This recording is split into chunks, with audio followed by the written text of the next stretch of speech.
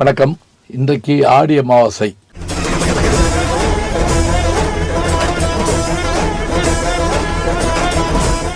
ஆடி மாதத்தினுடைய பல்வேறு சிறப்புகளில் இந்த அமாவாசையும் குறிப்பாக சொல்கிறாங்க.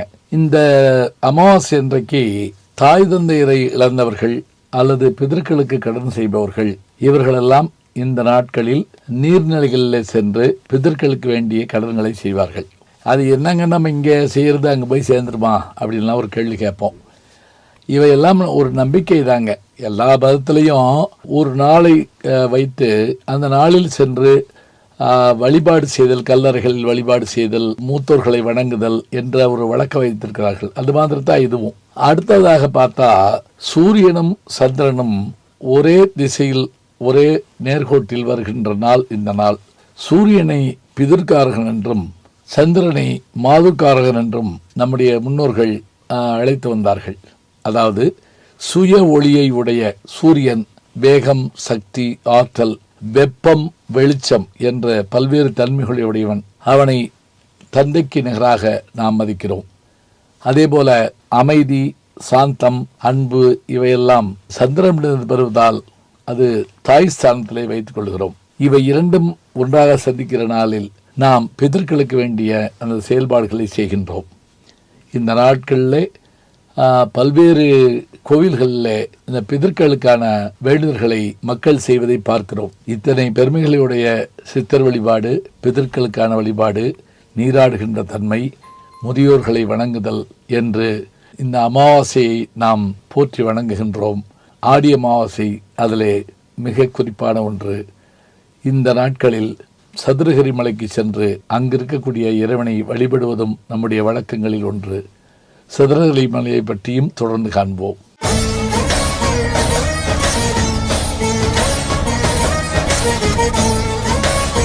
அதிகமான மக்கள் கூடுகின்ற இடம் எது என்று பார்த்தால் சதுரகிரி மலைதான். சதுரகிரி சுந்தரமகாலிங்க மலை. அதற்கு ஏன் சதுரகிரி என்று பெயர் வந்தது? முதல்ல அது எங்க இருக்கு என்று பார்த்தால் வத்திராயிருப்பு என்கின்ற அந்த மலைப்பகுதியில் மேற்கு தொடர்ச்சியில் மலையின் ஒரு பகுதியாக அது காணப்படுகிறது. இந்த மலைக்கான பெருமைகளில் ஒன்று என்ன என்றால் மூலிகைகள் அதிகம் நிறைந்த, மரங்கள் அடர்ந்த அடர்வன காடு என்றே சொல்லலாம் இந்த மலை. இந்த மலையிலே நீரூற்றுக்கள் அதிகம் உண்டு, நீர்வீழ்ச்சிகளும் உண்டு. அருவி என்றதை சொல்லலாம். நீர்வீழ்ச்சி என்று சொல்வதை காட்டிலும் அருவி என்ற சொல்லுதான் அருமையான சொல். குளிர் ஓடைகள், அருவிகள், சுனைகள் என்று பல்வேறு வகையில் நீர் அங்கு ஓடிக்கொண்டிருப்பதை பார்க்கிறோம். மரங்கள் நிறைந்தது. அபூர்வமான விருட்சம் என்று சொல்லக்கூடிய மரங்கள் அங்கு இருக்கின்றன. அதே போல சதுரகிரி என்றால் 4 மலைகள் சுற்றி இருக்கின்ற காட்சியை உடையதாக இருப்பதால் இதற்கு சதுரகிரி என்று பெயர். கிரி என்றால் மலை, சதுரம் என்பதை நமக்கு தெரியும். இந்த மலையை எப்படி அடைவது என்றால் நடந்துதான் சென்று அடைய வேண்டும். இதற்கு வேறு பாதைகள் கிடையாது. ஒரு காலத்தில் நாயக்க மன்னர்களுடைய கட்டுப்பாட்டில், அதாவது ஜமீன்தார்கள், சாப்டூர் ஜமீன்தாருடைய கட்டுப்பாட்டில் இருந்தது. 1950க்கு பிறகுதான் வனத்துறையினர் இதை கையில் எடுத்துக் கொண்டார்கள். இப்போதும் மக்கள் அங்கு செல்கிறார்கள். செல்வதன் நோக்கம் என்ன? அங்கு இருக்கின்ற 5 வகையான மகாலிங்கங்களை அவர்கள் வணங்குவதற்காக செல்கிறார்கள். சாய்ந்த நிலையிலே இருக்கக்கூடிய அந்த மகாலிங்கம் சுந்தர மகாலிங்கம், சந்தன மகாலிங்கம், சுந்தரமூர்த்திலிங்கம், இரட்டை லிங்கம், காட்டுலிங்கம் என்று 5 வகையான லிங்கங்கள் அங்கு இருக்கின்றன. இவை மட்டும் அதனுடைய சிறப்பா? இதை காட்டிலும் ஒரு சிறப்பு இருக்கிறது. கோரக்க சித்தர் போன்றவர்களும் சுந்தரானந்த சித்தர் போன்றவர்களும் அங்கு தவம் செய்ததாகவும் இன்றைக்கும் தவம் செய்ய வருவதாகவும் ஒரு நம்பிக்கை உண்டு. அதிலும் ஆடி அமாவாசை, தை அமாவாசை போன்ற நாட்களிலும் முழு பௌர்ணமி நாட்களிலும் கோரக்க சித்தரும் சுந்தரானந்த சித்தரும் பல்வேறு சித்தர்களும் இந்த இடத்தில் தவம் செய்ய வருவதாக ஒரு நம்பிக்கை உண்டு. சித்தர்களை பார்த்ததாகவும் சிலர் சொல்லுகிறார்கள். அதோடு மட்டுமல்லாமல் நடந்து செல்லும் போது நமக்கு கிடைக்கின்ற மூலிகை காற்றும், மூலிகை நிறைந்த அந்த வேர்களில் இருந்து வருகின்ற தண்ணீரும் பல்வகையான நோய்களை போக்குகின்றன என்கின்ற செய்தியை நாம் கேள்விப்படுகிறோம். அதை காட்டிலும் வருகிற அத்தனை பேருக்கும் அன்னதானம் செய்கின்ற அந்த தன்மையும் அங்கு காணப்படுகின்றது. இப்படி இறை வழிபாட்டை இயற்கையோடு வணங்குகிற இந்த சூழல் இன்றைக்கும் காணப்படுகிறது. அதற்கு சான்று சதுரகிரி மலைதான். இங்கு அபூர்வமான காட்சிகளை கண்டிருப்பதாக பலர் சொல்லுகிறார்கள். இங்கு தங்குவதற்கு வாய்ப்பு இருக்கிறதா என்றால் பல நேரங்களில் அதை தவிர்க்க சொல்கிறார்கள். ஆனால் சதுரகிரி மலையிலே ஒரு நல்ல ஆசிரமம் இருக்கிறது. வருகிறவர்களை அவர்கள் வரவேற்கிறார்கள், வேண்டிய வசதியும் செய்து கொடுக்கிறார்கள். இங்குள்ள மரங்களை பற்றி குறிப்பிடும்போது ஜோதி விருட்சம், சாயா விருட்சம் என்ற மரங்களின் பெயர்களை சொல்கிறார்கள். விருட்சம் என்றால் மரம்தான், வேறொன்றுமில்லை.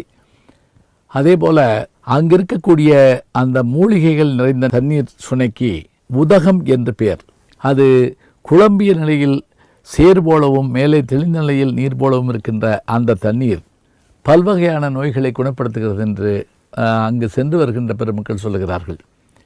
இவ்வாறாக இயற்கையோடு இயைந்த இந்த மலை இன்றைக்கும் எல்லோராலும் வணங்கப்படுகின்ற மலையாக இருக்கிறது.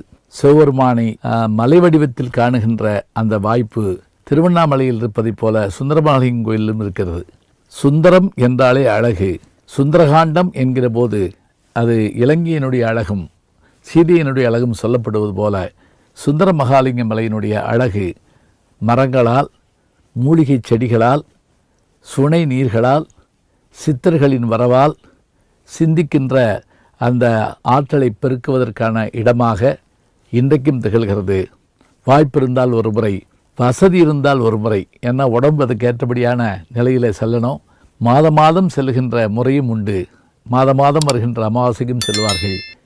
சிறப்பான செய்தி என்றால் அது ஆடி அமாவாசையும் தை அமாவாசையும் தான்.